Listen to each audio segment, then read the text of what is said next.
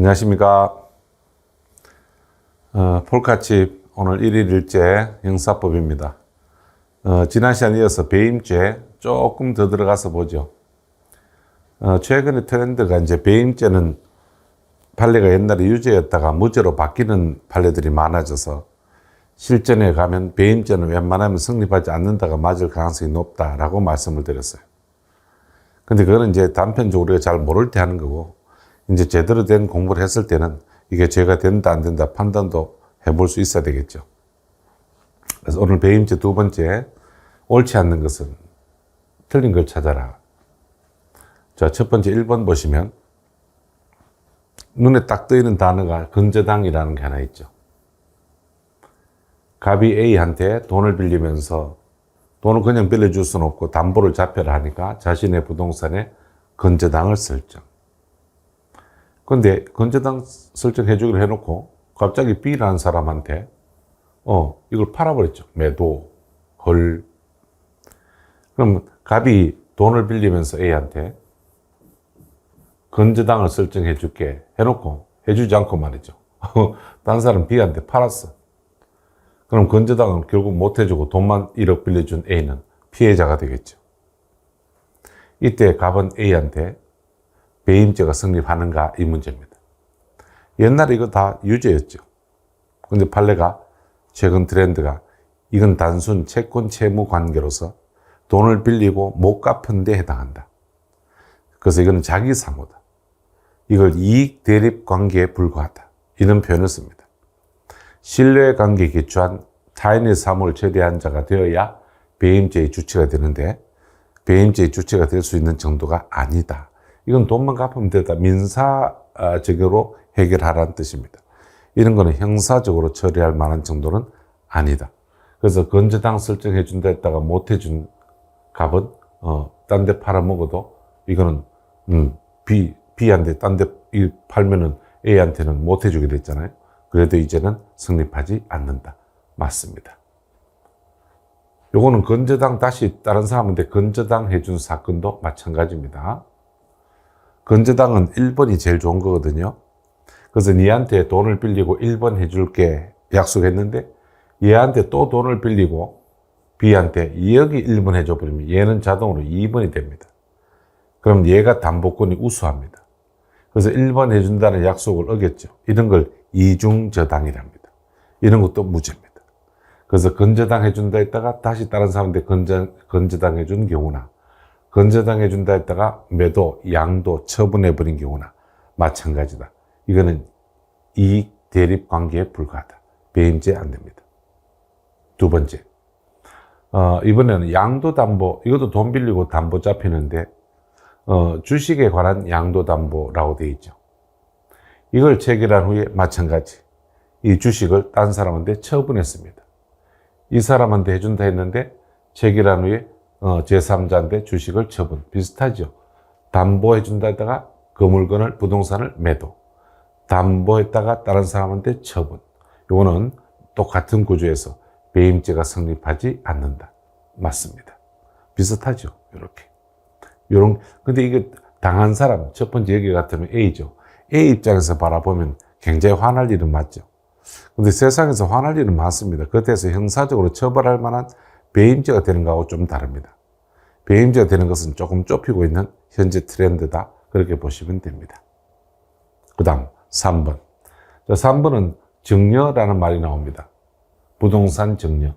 이 통상 법률행위라고 해서 어떤 사람들이 법적 효과를 발생하는 행위 중에 혼자 하는 걸 단독행위, 두 명이 하는 것을 계약, 여러 사람이 같이 하는 걸 합동행위라 합니다. 그 중에 증여계약은 단독행위 중에 하나입니다. 증여는 공짜로 누구를 주는 겁니다. 무상증여. 증여는 아무 말 없으면 무상입니다. 난 얘한테 이거 줄게, 너 가져라 라는 겁니다. 그건 단독행위입니다. 한 사람의 의사표시로 효과가 발생하는 겁니다. 근데 철회가 가능한가는 서면으로 했을 때는 서류로 난 얘한테 이 물건 줄게 약속했잖아요. 서면에 남겼죠. 이 서류로 남기면 철회가 안 됩니다. 끝까지 이행을 해야 됩니다. 근데 말로만 했죠. 그거는 철회가 가능합니다. 처음에 준다 했다가 마음이 바뀌어서 안 줘도 괜찮습니다. 그래서 누군가가 여러분들한테 뭐 줄게 했을 때는 반드시 뭐를 받아놔라? 서면을 받아놔라. 그래서 요거는 서면으로 요걸 봐주셔야 됩니다. 서면에 의하지 않은 경우냐, 정리가, 아니면 서면이냐, 요거에 따라서 다르니까요. 그럼 이건 서면으로 했으니까 끝까지 정리계약에 따라서 넘겨줘야 될 의무가 있습니다. 근데 이전하지 않고 여기 보면 제3자에게 처분을 해버렸죠. 그러니까 이거는 약속을 위반했다. 이거는 주기로 한 약속, 타인의 사무를 처리한 자에 해당한다 했습니다. 그래서 배임죄가 성립한다. 맞는 지문이죠. 자, 정려는 두 개, 서면에 의한 거냐, 서면에 의하지 않은 거냐, 이렇게 나누시면 됩니다. 그 다음 4번 지문. 자, 세 개가 다 맞는 지문이고, 틀린 것은 4번. 이제 정답은.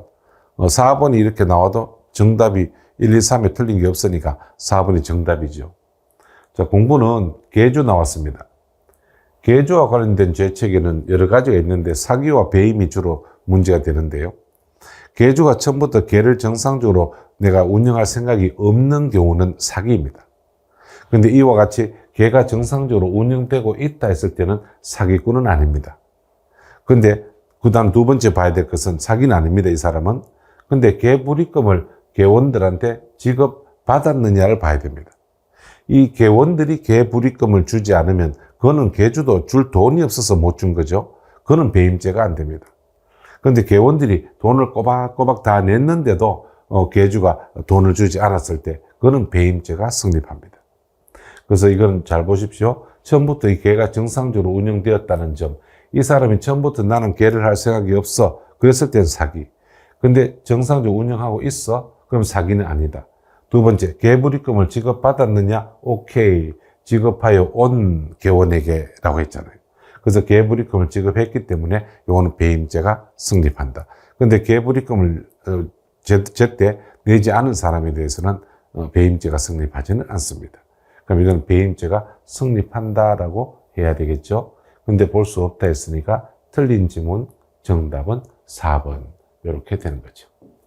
자, 이 판례들은 굉장히 유명한 지문들이고 이 판례가 여러분들이 배임죄에서 가장 대표적인 판례들 아닙니까?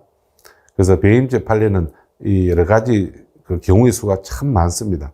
많고 하나하나를 이유와 그 근거를 딱딱 이렇게 나누면서 공부를 하면 충분히 극복이 됩니다. 판례 숫자가 조금 많을 뿐이지 극복 못할 판례는 아닙니다. 그래서 이렇게 익혀주시면 되겠고, 자, 다시 여러분들 이제 힌트 하나 드리면은 이렇게 하세요. 지금 3번하고 4번은 논점이 좀 다르죠. 이 사람이 타인의 사무를 처리한 자가 되느냐 안 되느냐 이 문제고, 요 부분 있죠, 이거. 니한테 했다가 제3자한테. 니한테 한다 했다가 제3자한테 먼저 해주고. 야, 사탕 넣어줄까 했다가, 하니까 딴 사람들 먼저 주고, 화나게 말이지. 요런 구조. 요런 구조에서는 요걸 찾으십시오. 부동산. 이중매매. 요거. 그래서 A라는 사람이 집을 한 채 가지고 있는데 이 집입니다. 이 집을 B한테 파는데 매매. 첫 번째 사는 사람을 제1매수인. 근데 이 사람한테 돈을 계약금 말고 중도금, 잔금 이상을 받은 상태에서 결국 C한테 두 번째 매매를 해버린 거죠. 그래서 두 번째 매매. 그래서 이거 첫 번째 매매한 사람한테 등기를 안 해주고 두 번째 사람한테 해줬을 때 이걸 부동산 이중매매. 이때 첫 번째 이 사람한테 중도금, 잔금, 계약금 말고 어떤 돈도 괜찮아요. 계약금만 받으면 무죄지만 중도금, 잔금 이런 말이 나오면 이 사람한테 끝까지 이걸 넘겨줘야 될, 집을 넘겨줘야 될 등기 협력 의무가 생깁니다. 그때 이 사람한테 해준다 해놓고 딴 사람한테 판 이 A는 B에 대해서 배임죄가 성립한다. 이렇게 하시면 돼요. 그래서 자, 다시 너한테 해줄게 했다가 봐요. 너한테 건저당 해준다 했다가 딴 사람한테 매도. 너한테 양도담보한다가 딴 사람한테 처분. 이렇게 이제 돼 있죠. 이게 배임죄가 되느냐 물으면 안 된다, 안 된다, 안 된다 하시면 돼요. 다만 되는 거는 첫 번째 부동산이 나와야 되고요. 그 다음 두 번째 이중매매. 매매, 또 매매. 매매, 매매. 이걸 봐야 돼요. 그럼 이거는 부동산은 맞는데 매매가 아니죠. 그래서 무죄. 이거는 부동산 자체가 아니죠. 그래서 무죄. 이렇게 찾으시면 빨라요. 그래서 이제 판례를 알면 아까 첫 번째 설명은 원칙대로 제가 이익 대립 관계에 불과하다 이런 표현 썼지만 시험 답을 할 때는 이 개념들이 빨리 찾아야 되잖아요. 그래서 자, 다시 어떤 구조? 니한테 뭐 해준다 했다가 배신 때리고 딴 거. 니한테 뭐 해준다 했다가 배신하고 딴 거. 요런 구조. 요런 구조에서는 첫 번째 부동산을 보세요. 그럼 이건 부동산 맞죠? 그 다음 두 번째 매매가 되는지를 보세요. 아니죠? 그럼 무죄. 그 다음 이건 부동산 자체가 아니죠. 니한테 뭐 해준다 했다가 딴 사람한테 뭐 해준 거는 맞는데 부동산이 아니죠. 그래서 무죄. 그럼 이건 어떨까요? 부동산 이중매매는 배임죄가 되는데 동산 이중매매는 어떨까요? 동산 이중매매. 그거는 부동산이 아니니까 무죄. 이렇게 하시면 돼요. 니한테 매매한다 해놓고 딴 사람한테 매매. 니한테 반지 팔게 했는데 딴 사람한테 매매. 이래도 무죄다 이 말입니다. 자, 찾기 쉽죠? 자, 다시 어떤 구조에서 어떤 사람이 니한테 약속했어요. 니한테 뭐 해주기로. 근데 그거 해주지 않고 딴 사람한테 먼저 해줘버렸어요. 그래서 결국 얘한테 못 해준 거죠. 이런 구조에서 배임죄 되는 건 어떤 구조? 부동산 그리고 매매, 이중매매입니다. 나머지는 무죄 하면 빠른 속도로 답을 찾을 수가 있습니다. 그 다음 정리 나오면 서면 보시고 서면에 의하지 않으면 무죄, 서면에 의한 정리는 유죄 이렇게 하시면 되고 그 다음 계주 나오면 어떻게 하라고? 처음부터 계를 모집할 생각 없느냐? 사기. 근데 운영하고 있다? 그럼 사기는 아니다. 두 번째 돈을 다 받았느냐? 오케이. 그럼 배임죄. 돈을 못 줄 때는. 근데 돈 자체를 못 받았을 때는 안 줘도 무죄. 이렇게 정리를 하시면 됩니다. 지식이라는 것은 정리된 지식만이 득점에 올릴 수가 있다. 이런 말을 누차 했는데요. 그런데 자꾸 이렇게 중얼중얼 하면서 자꾸 중얼중얼 해야 돼요. 소가 이렇게 되새김 하듯이 자꾸 이렇게 중얼중얼하고 이거 나오면 이렇게 해야지. 이거 나오면 이렇게 해야지. 이런 무기를 많이 장착해야지 배임죄가 쉽게 풀립니다. 이거 말만 바꾸고 비슷한 구조거든요. 자, 됐죠? 다음 시간에는 조금 다를 거예요, 배임죄. 배임죄 또 다른 문제를 한번 또 다른 모습으로. 이제 이것만 해도 판례 여러분들 수십 개 이미 공부한 거예요. 다음에 또 다른 제3탄, 배임죄 3탄이죠. 기대해 주시고 오늘 여기까지 하고 마무리하겠습니다. 열심히 하시고 원래 꼭 합격하시기 바랍니다. 감사합니다.